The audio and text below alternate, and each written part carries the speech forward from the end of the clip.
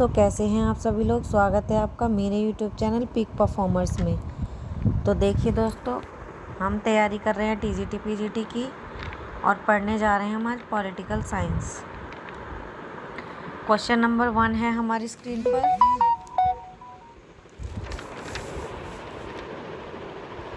Question number 1 है हमारी screen पर। राज्य की उत्पत्ति के संबंध में ऐतिहासिक सिद्धांत प्रतिपादित किया गया था। ऑप्शन है हेनरी मैन द्वारा, ट्रॉयट्स के द्वारा, ओपेनहाइमर के द्वारा, दुर्खिम द्वारा। तो इसका राइट आंसर होगा हेनरी मैन द्वारा। राज्य की उत्पत्ति के संबंध में ऐतिहासिक अथवा विकासवादी सिद्धांत का प्रतिपादन सर हेनरी मैन द्वारा किया गया था और इन्होंने अपनी पुस्तक एंशिएंट लॉ, जो कि 1861 में पब्लिश हुई थी, उसमें माना कि समाजों की उत्पत्ति प्रतिस्थिति से संविदा में हुई है। प्रारंभिक समाजों में मनुष्यों के सामाजिक संबंध परिस्थिति या स्थिर स्थिति से निर्धारित होते थे। इनके अनुसार सामाजिक संबंधों में एकता का प्रारंभिक बंधन रक्त संबंध ही था, जो राज्य के विकास में प्रमुख सहायक तत्व है। तो इसका राइट आंसर होगा option number first, sir Henry man. Next question है हमारी स्क्रीन पर। क्वेश्चन नंबर 2, हॉब्स के अनुसार प्राकृतिक अवस्था में मानवीय जीवन कैसा था। तो ऑप्शन है एकाकी, निर्धन, निंदनीय, अल्पकालिक था, एकाकी किंतु शांतिपूर्ण था, सामाजिक और सहयोगात्मक किंतु दरिद्र था, उपरोक्त में से कोई नहीं। तो इसका राइट आंसर होगा एकाकी, निर्धन, निंदनीय और अल्पकालिक था। हॉब्स के अनुसार प्राकृतिक अवस्था में मनुष्य का जीवन एकाकी, दीन यानी कि निर्धन, अपवित्र, निंदनीय, पाशविक तथा अल्पकालिक होता था। तो राज्य की अनुपस्थिति में अराजकता की अवस्था थी हॉब्स के द्वारा। और हॉब्स के द्वारा जो लिखा गया है प्रमुख ग्रंथ डी सिवे, डी कार्पोरे, लेवियाथन और एलिमेंट्स ऑफ लॉ, ये हैं। और इन्होंने इसमें हॉब्स को बुद्धिवादी माना जाता है और इनका मानना है कि मृत्यु के भय एवं पाशविक प्रतियोगिता के कारण प्राकृतिक अवस्था के मनुष्य ने आपस में समझौता किया और कहा, मैं इस व्यक्ति अथवा सभा को अपने अधिकार और शक्ति का समर्पण करता हूँ, जिससे कि वह हम पर शासन करे, परंतु इसी शर्त पर कि आप भी अपने अधिकार और शक्ति का समर्पण इसी रूप में करें और इसकी आज्ञाओं को मानें। नेक्स्ट क्वेश्चन है तो इसका राइट आंसर है आंसर नंबर 1, एकाकी, निर्धन, निंदनीय और अल्पकालिक था। नेक्स्ट क्वेश्चन है स्क्रीन पर। क्वेश्चन नंबर 3, इनमें से किससे लॉक के विचारों को प्रेरणा प्राप्त हुई। ऑप्शन है 1655 की हिंसक क्रांति, 1655 की हिंसक क्रांति, 1642 का गृह युद्ध, 1650 की स्वर्णिम क्रांति, 1688 की स्वर्णिम क्रांति। तो इसका राइट आंसर होगा ऑप्शन नंबर 4, 1688 की स्वर्णिम क्रांति। 1688 की इंग्लैंड की स्वर्णिम क्रांति से लॉक के विचारों को प्रेरणा प्राप्त हुई। लॉक ने इसका समर्थन किया, जिसके कारण इसे क्रांति का दार्शनिक कहा जाता है। लॉक का सबसे प्रमुख ग्रंथ जो था वो था 2 ट्रीट्स ऑन गवर्नमेंट, और लॉक ने अपने विचारों के लिए द लॉज ऑफ इक्विलिस्टिकल पॉलिटी के लेखक रिवार्ड हुकर के ऋणी थे। तो इसका राइट आंसर है ऑप्शन नंबर 4, 1688 की स्वर्णिम क्रांति। नेक्स्ट क्वेश्चन हमारे स्क्रीन पर। क्वेश्चन नंबर 4, सामान्य इच्छा के प्रति वास्तविक आपत्ति यह है कि जहाँ तक वह इच्छा है सामान्य नहीं है तथा जहाँ तक यह सामान्य है यह इच्छा नहीं है। यह किसका कथन है। यह किसने कहा है, किसका कथन है? तो इसके ऑप्शन हैं Bosanquet, sir Henry Maine, MP Follett, Hobhouse. इसका राइट आंसर है हॉबहाउस। रूसो के सामान्य इच्छा को अस्पष्ट एवं अव्यावहारिक बताते हुए LT हॉबहाउस ने टिप्पणी की है कि सामान्य इच्छा के प्रति वास्तविक आपत्ति यह है कि जहाँ तक यह सामान्य है यह इच्छा नहीं है, और जहाँ तक यह इच्छा है तो यह सामान्य नहीं है। अर्थात यह या तो सामान्य है या इच्छा, यह दोनों नहीं हो सकती। वाहन ने भी रूसो पर अधिनायकवाद के पोषण का आरोप लगाते हुए कहा है कि रूसो ने अपनी समष्टिवादी विचारधारा व्यक्ति को शून्य बना दिया है। तो इसका राइट आंसर है हॉबहाउस। नेक्स्ट क्वेश्चन हमारे स्क्रीन पर क्वेश्चन नंबर 5। प्राकृतिक अधिकारों का सिद्धांत एक भाग है। ऑप्शन है आइंस्टीन के संप्रभुता सिद्धांत का, दैवीय उत्पत्ति के सिद्धांत का, शक्ति सिद्धांत का, सामाजिक समझौता सिद्धांत का। इसका राइट आंसर है सामाजिक समझौता सिद्धांत का। प्राकृतिक अधिकारों का सिद्धांत सामाजिक समझौता सिद्धांतों का भाग है, और इस सिद्धांत के प्रबल समर्थक कौन है? हॉब्स, लॉक हैं और रूसो हैं। इनके अनुसार राज्य लोगों के द्वारा किए गए समझौते का फल है, और समझौता करने से पूर्व लोग प्राकृतिक अवस्था में रहते थे, और प्राकृतिक अवस्था के दौरान लोगों के पास प्राकृतिक अधिकार थे। तो लॉक ने 3 प्राकृतिक अधिकारों का वर्णन किया था, जिनमें जीवन, स्वतंत्रता एवं संपत्ति सम्मिलित हैं, और हॉब्स ने आत्मरक्षा के अधिकार को वरीयता दी है। तो इसका राइट आंसर सामाजिक समझौता सिद्धांत का है। नेक्स्ट क्वेश्चन हमारे स्क्रीन पर क्वेश्चन नंबर 6। निम्न में से कौन सामाजिक संविदा के सिद्धांत से संबंधित है? ऑप्शन है आइंस्टीन, लॉक, JS मिल और मार्क्स।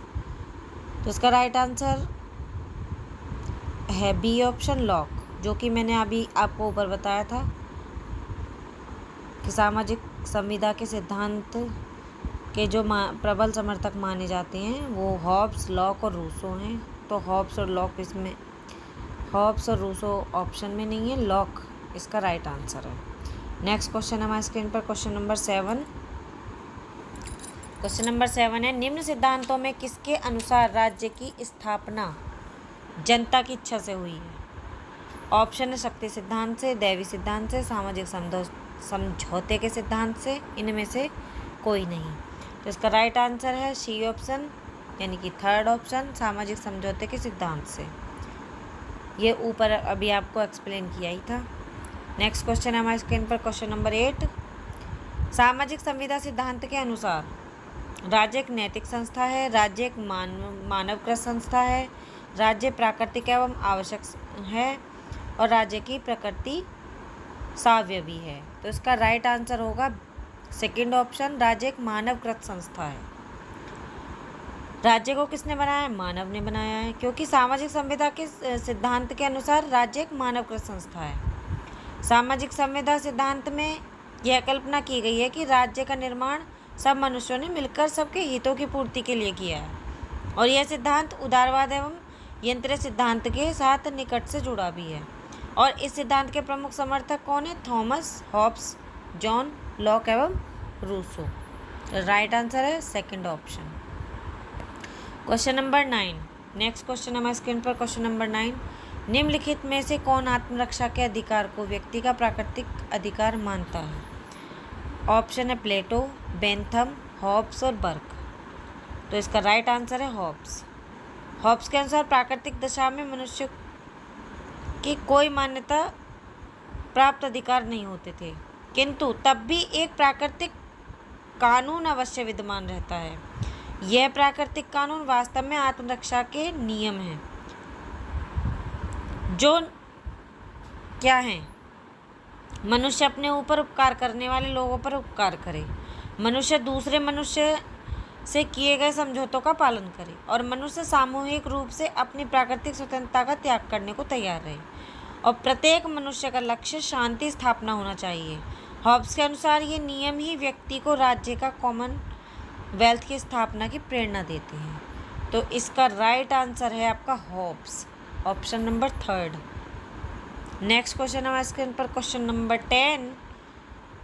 लॉक के अनुसार, ये लॉक टाइप हो गया है, मिसप्रिंट हो गया है, तो आप ये लॉक है, लॉक लॉक के अनुसार लोगों में समझौता इसलिए किया गया था ताकि उनके अधिकारों की रक्षा हो सके, पॉप तंत्र का दमन किया जा सके, गृह युद्धों का अंत हो सके, शासकीय चर्च की स्थापना हो सके। तो इसका राइट ऑप्शन है उनके अधिकारों की रक्षा हो सके। यानी कि लॉक के अनुसार लोगों ने समझौता इसलिए किया था ताकि उनके अधिकारों की रक्षा हो सके। लॉक समझौता सिद्धांत में अपनी बाधाओं से संबंधित कुछ अधिकार व्यक्तियों से ने समाज को इसलिए अर्पित कर दिए ताकि उसकी सामूहिक संतुलित बुद्धि से असुविधा सुविधा में बदल जाए। इस समझौता का उद्देश्य जीवन स्वतंत्रता और संपत्ति का आंतरिक तथा बाह्य संकटों से रक्षा करना था। तो इसका राइट आंसर है उनके अधिकारों की रक्षा हो सके। नेक्स्ट क्वेश्चन हमारे स्क्रीन पर क्वेश्चन नंबर 11। हॉब्स के सामाजिक समझौतों में लोगों ने लेवियाथन को क्या कहा है? केवल विद्रोह का अधिकार सौंपा, केवल धार्मिक अधिकार सौंपा, लगभग सभी अधिकार सौंप दिए, केवल राजनीतिक अधिकार सौंपे। तो इसका राइट आंसर है लगभग सभी अधिकार सौंप दिए। कि हॉब्स के सामाजिक समझौते में लोगों ने लेवियाथन को लगभग सभी अधिकार सौंप दिए।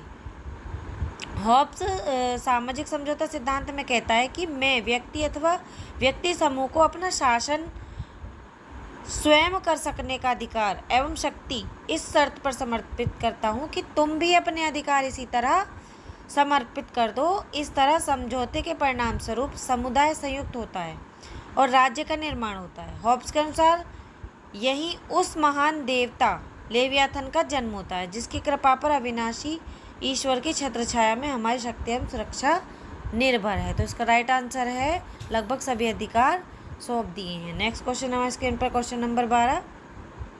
सामाजिक संविदा का सिद्धांत मुख्य रूप से यह कार्य करने का प्रयत्न करता है। ऑप्शन है राज्य के ऐतिहासिक उद्गम का पता लगाना है, राजनीतिक बाध्यता के आधार की व्याख्या करना है, यथास्थिति का औचित्य स्थापित करना है और क्रांति द्वारा समाज में आमूल परिवर्तन करना है, लाना है। तो इसका राइट आंसर है ऑप्शन नंबर 2, राजनीतिक बाध्यता के आधार की व्याख्या करना है। सामाजिक संविदा का सिद्धांत मुख्य रूप से राजनीतिक बाध्यता के आधार की व्याख्या करता है और राजनीतिक बाध्यता का सामान्य अर्थ है राजा के कानूनों का नैतिक रूप से पालन करने से लगाया जाता है। और जॉन लॉक ने टू ट्रीटाइसेस ऑफ गवर्नमेंट में अपना लिखा है राजनीतिक बाध्यता की व्याख्या करते हुए बताया कि यह व्यक्ति की स्वयं की कल्पना व सहमति है। रूसो ने भी सामाजिक समझौता सिद्धांत में बताया कि व्यक्ति अपने स्वयं के सहमति प्रदान किए हुए राज्य के नियमों के पालन के लिए बाध्य है। इसका राइट आंसर है राजनीतिक बाध्यता के आधार की व्याख्या करना। नेक्स्ट क्वेश्चन हमारे स्क्रीन पर क्वेश्चन नंबर 13। निम्न वक्तव्यों में से कौन सा वक्तव्य राज्य की उत्पत्ति के विषय में मार्क्सवादी सिद्धांत को स्पष्ट करता है? ऑप्शन है राज्य की उत्पत्ति साधनों का विकास करने के उद्देश्य से हुई, राज्य की उत्पत्ति उत्पादन की विधि में परिवर्तन लाने के उद्देश्य से हुई, राज्य की उत्पत्ति उत्पादन के शोषण पारक संबंधों के रक्षार्थ हुई, राज्य की उत्पत्ति वर्ग विहीन समाज के उद्देश्य से हुई। तो इसका राइट आंसर है राज्य की उत्पत्ति उत्पादन के शोषण पारक संबंधों के रक्षार्थ हुई। शोषण परक संबंधों के रक्षार्थ हुई। इसका राइट आंसर है 3rd ऑप्शन। मार्क्सवाद के अनुसार राज्य की उत्पत्ति किसी नैतिक उद्देश्य की सिद्धि के लिए नहीं हुई है, बल्कि यह एक कृत्रिम संस्था है जिसकी उत्पत्ति संपत्तिशाली वर्ग के हितों की सुरक्षा के लिए हुई है। राज्य एक ऐसी संस्था है जो एक वर्ग के द्वारा दूसरे वर्ग के दमन और शोषण के लिए स्थापित की गई है। नेक्स्ट क्वेश्चन हमारे स्क्रीन पर क्वेश्चन नंबर 14। वर्तमान समय में राज्य की उत्पत्ति का कौन सा सिद्धांत सबसे अधिक मान्य है? ऑप्शन है ऐतिहासिक, आर्थिक, दैवी, शक्ति। तो इसका राइट आंसर है ऐतिहासिक। वर्तमान समय में राज्य की उत्पत्ति का विकासवादी अर्थात ऐतिहासिक सिद्धांत सबसे अधिक मान्य है और वह सही है। इस सिद्धांत के अनुसार राज्य समस्त अतीत में हुए विकास का फल है। यह अनेक तत्वों जैसे सामाजिक भावना, रक्त संबंध, शक्ति, आर्थिक गतिविधियों, धर्म तथा राजनीतिक चेतना का फल है। राज्य का विकास धीरे धीरे हुआ है। यह कबीली चरण से राष्ट्रीय और वैश्वीकरण की तरफ अग्रसर है। तो इसका राइट आंसर है ऐतिहासिक। नेक्स्ट क्वेश्चन हमारे स्क्रीन पर क्वेश्चन नंबर 15। राज्य की उत्पत्ति के संबंध में कौन सा सिद्धांत सर्वमान्य है? ऑप्शन है दैवीय उत्पत्ति का सिद्धांत, शक्ति का सिद्धांत, विकासवादी सिद्धांत, सामाजिक समझौता का सिद्धांत। इसका राइट आंसर है ऑप्शन नंबर 3 विकासवादी सिद्धांत। तो ये मैं आपको पहले भी बता चुकी हूँ। तो आज के साथ वीडियो यहीं समाप्त होती है दोस्तों। प्लीज़ चैनल को सब्सक्राइब और वीडियो को लाइक शेयर कर दीजिएगा। धन्यवाद। Thanks for watching.